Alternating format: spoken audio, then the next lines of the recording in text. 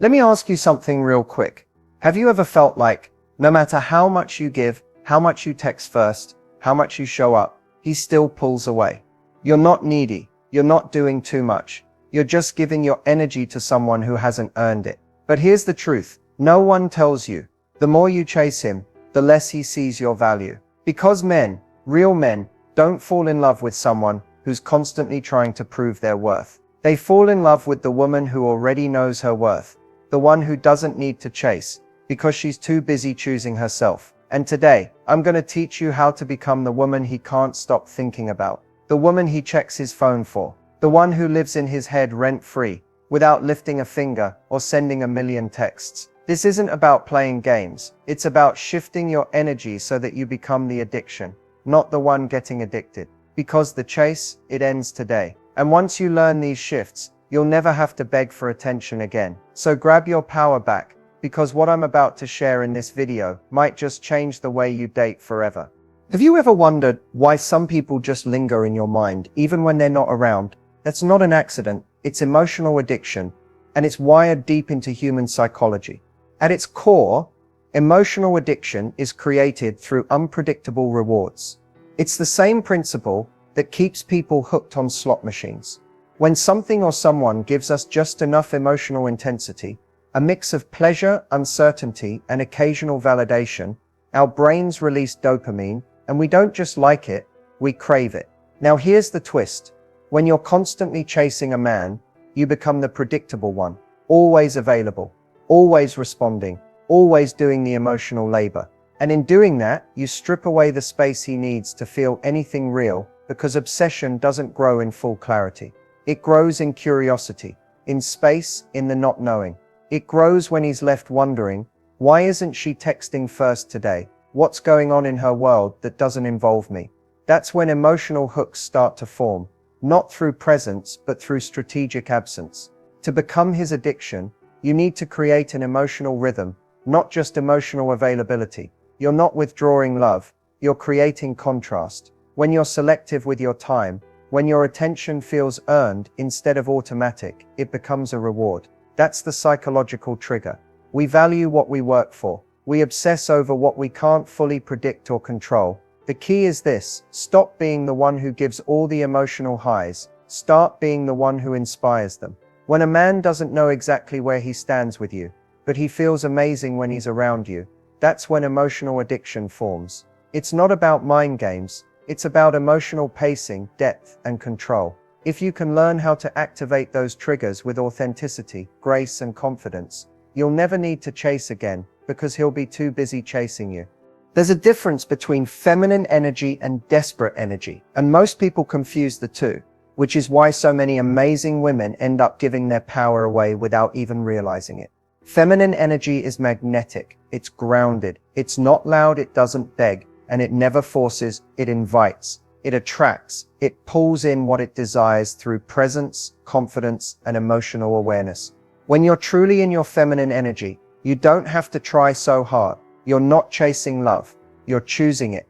And when something doesn't align, you're not afraid to walk away, because you trust that your value doesn't need to be proven. It simply is. Desperate energy, on the other hand, comes from fear, from lack, from the deep belief that if you don't hold on tight, you'll lose him. So you overthink, you overgive, you constantly check your phone, you try to be enough for someone who hasn't even shown they're ready for you. And what happens? That energy pushes people away, because desperation repels. It doesn't matter how beautiful you are, or how much you care. If the energy behind your actions is rooted in fear of being abandoned, it's going to feel heavy. And people, especially emotionally unavailable men, will run from that weight. The truth is, feminine energy doesn't mean doing nothing. It means doing the right things from the right place. It means knowing when to lean in and when to lean back, when to receive and when to observe. It's the quiet confidence that says, I don't need to chase, because I trust what's meant for me will come, and if it doesn't, something better will. Desperate energy says, I need him to choose me, or I won't be okay. Feminine energy says, I already chose me, and that's enough. This is what men become addicted to. Not the woman who tries the hardest, but the woman who moves with self-trust. The woman who isn't begging to be seen, because she already sees herself. The woman who knows she's the prize, not in a performative way, but in a deep, embodied way that radiates from how she talks, walks, thinks, and responds. When you make this shift, everything changes. Conversations flow differently. He leans in more. You stop needing closure and start feeling peace.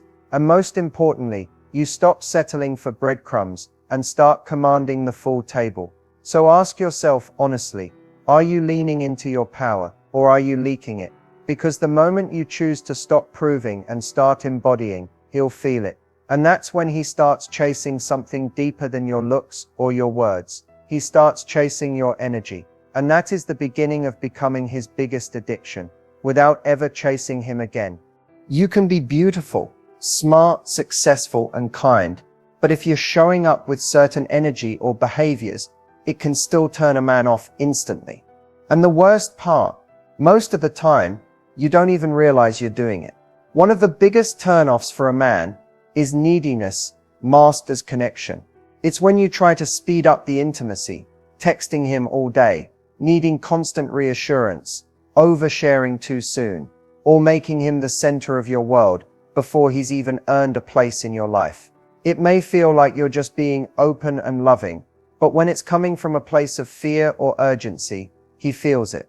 He may not be able to explain why, but something in him starts to emotionally pull back. Another instant turnoff, making him responsible for your happiness. When your mood shifts because he didn't text back quickly enough, or when your entire day depends on whether or not he gives you attention, that's emotional pressure. And most men, especially masculine energy men, are wired to avoid that kind of emotional weight, unless they've chosen to carry it. If they feel like you're handing them your emotional well-being before there's any real bond or trust built, they shut down fast. Trying to prove your worth is another silent repellent. Over-accommodating. Saying yes when you really want to say no. Bending your boundaries. Dimming your light so he doesn't feel intimidated.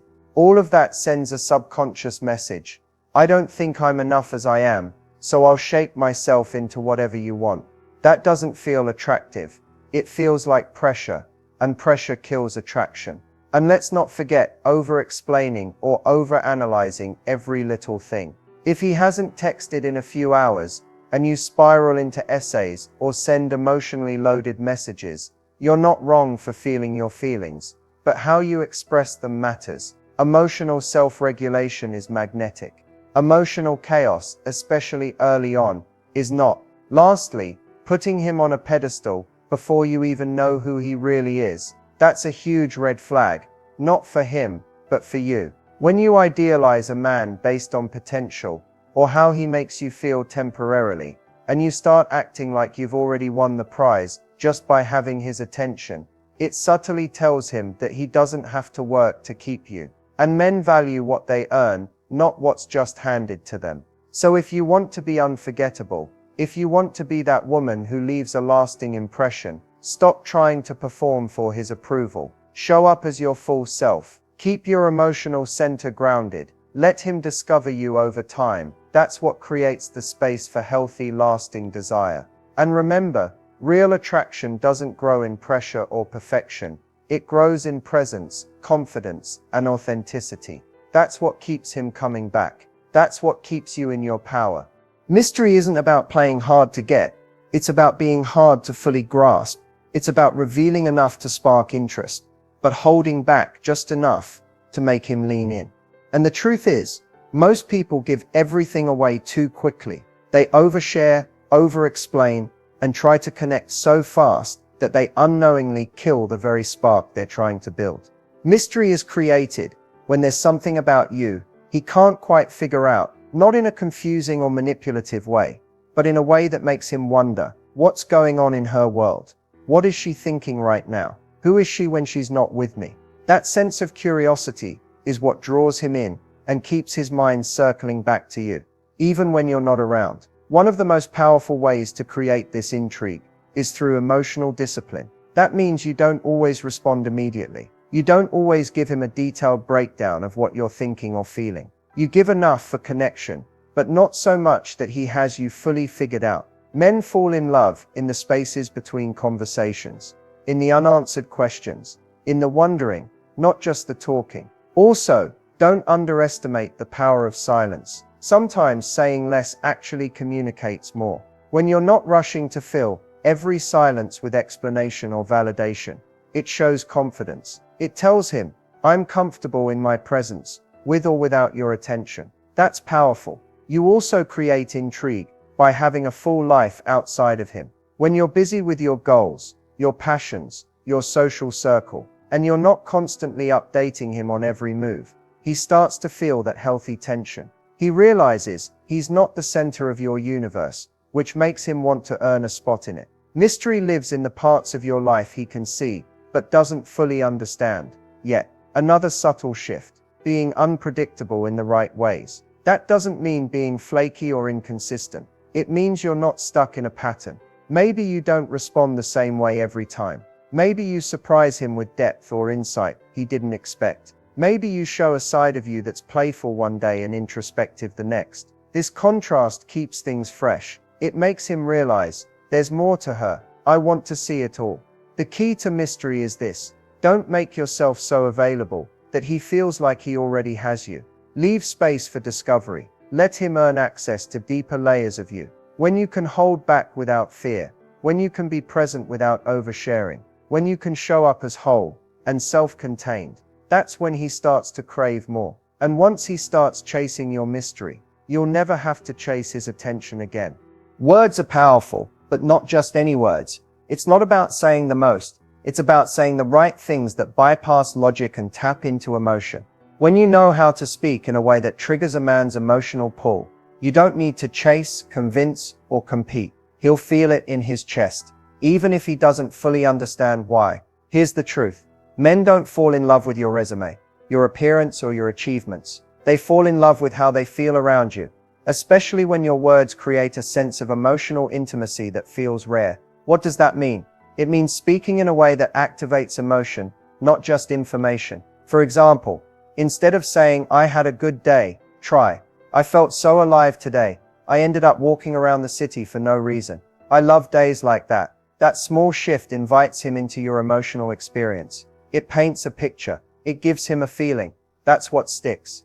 Another powerful move is using emotionally charged phrases that connect to desire, depth, and value. Try something like, I love when a man makes me feel safe enough to be soft. You're not telling him what to do. You're showing him what pulls you in. That makes him want to step into that role naturally. You're guiding him, not demanding. You can also trigger emotional pull by sharing subtle vulnerabilities, not trauma dumping, but little windows into your heart. Something like, I have this habit of pretending everything's fine, even when it's not. I'm working on being more open about what I need. When you say that with confidence, not victim energy, it shows emotional depth. It tells him she's not just surface level, and that stays with him. Another trick, ask questions that pull emotion out of him. Not just, what do you do for work, but what makes you feel most like yourself? Or what's something you rarely tell people but wish they understood about you? These questions flip the script. They make him stop, think, and feel.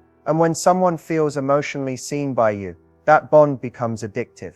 Lastly, don't underestimate the power of absence. Sometimes the most powerful thing you can say is nothing. Leaving a little space, letting your words land, pausing before you reply, giving him room to miss your energy and chase the connection again. The goal isn't to impress him. It's to create a feeling he associates with you. Calm, safe, exciting, curious, inspired. When your words evoke those emotions, you leave a mark, and he'll find himself wanting more of that, more of you. That's the pull you're creating. And once it's there, he won't even realize he's chasing it.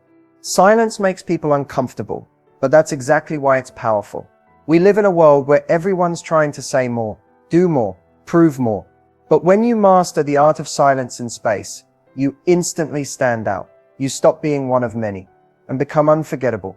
Why? Because silence creates contrast. And contrast is what makes emotional impact last. When you stop texting first, when you give space instead of over-explaining, when you allow moments to breathe instead of filling them with anxiety-driven energy, he feels it. It's not about ghosting, playing cold, or withdrawing love. It's about embodying emotional confidence. You're not silent because you're scared. You're silent because you're centered. And here's what most women don't realize. Silence is often louder than words. When you don't chase, when you don't react, when you don't rush to fix or follow up, you send a message without saying a single thing. A message that says, I'm not afraid to take up space. I'm not afraid to be missed. I'm not afraid to be still. Men notice that. They feel that energy. It lingers. When a man is used to women over-explaining, over-texting, or over-sharing, and suddenly he meets a woman who knows when to speak and when to pause, it disorients him in the best way. He starts questioning, is she pulling away? Did I do something wrong? Why am I thinking about her more now that she's quiet? That's the seed of emotional pull. Because silence creates mental space, and mental space becomes emotional curiosity. You're not punishing him. You're letting him feel your absence. You're letting him realize the value of your energy when it's not constantly available on demand. Same with physical or emotional space. Taking a weekend for yourself, saying, I'm going to take some time to think about that, or even just not rushing to fill every moment of conversation. These small acts tell him you have your own world, and that world is sacred. And here's the most beautiful part. Silence helps you reconnect to your own center. When you stop constantly reacting to someone else's pace, you start moving to your own rhythm. You stop performing. You stop proving.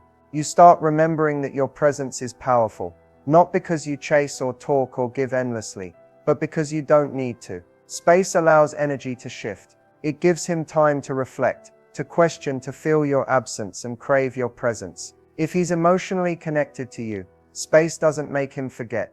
It makes him remember. So don't be afraid of silence.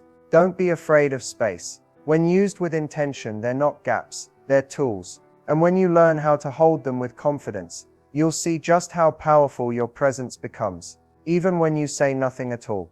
Becoming the prize isn't about playing games or pretending to be someone you're not. It's about shifting your mindset from, I hope he picks me, to I'm deciding whether he's even worth my energy. That one shift changes everything. When a woman knows she's the prize, it's not just in how she talks, it's in how she carries herself. It's in her energy. It's in her standards. She's not afraid to say no. She's not afraid to walk away, not to manipulate or punish, but because her peace is not up for negotiation. One practical way to step into this mindset is to stop prioritizing potential. A woman who sees herself as the prize doesn't fall in love with a man's future self. She looks at how he's showing up right now. She observes how he treats her, how he handles challenges, how he respects her time. And if it doesn't align with her standards, she lets go. No begging, no waiting, no trying to convince someone to see her value. She also stops over-explaining her worth. When you're truly in your power, you don't justify your boundaries. You don't argue for your needs. You communicate with calm clarity. You know that the right person won't need to be sold on you. They'll recognize you. Another key trait. She's busy building her own world. Her life is full. Her goals, her friends, her passions. They're not distractions from love. They're proof that she doesn't need to be rescued. That kind of energy is intoxicating. When a man sees that your life is whole, with or without him, it makes him want to earn a place in it, not be handed one.